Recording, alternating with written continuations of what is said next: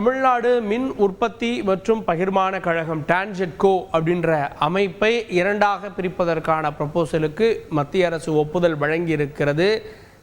இதன்படி உற்பத்தி அப்படின்றது தனியாகவும் விநியோகம் மற்றும் பசுமை அப்படின்றது தனியாகவும் இருக்க போகிறது. இதன் அடிப்படையில் தமிழ்நாடு மின் உற்பத்தி பகிர்மான கழகம் இனி இரண்டாக செயல்பட இருக்கிறது. தமிழ்நாடு மின் உற்பத்தி கழகம் என்ற பெயரில் ஒரு அமைப்பும், அதேபோல் தமிழ்நாடு பசுமை எரிசக்தி கழகம் என்ற ஒரு அமைப்புமாக இரண்டாக நிர்வாக ரீதியாக பிரிக்கப்பட்டிருக்கிறது. அதனை முக்கிய செய்தியாக பார்க்கிறோம்.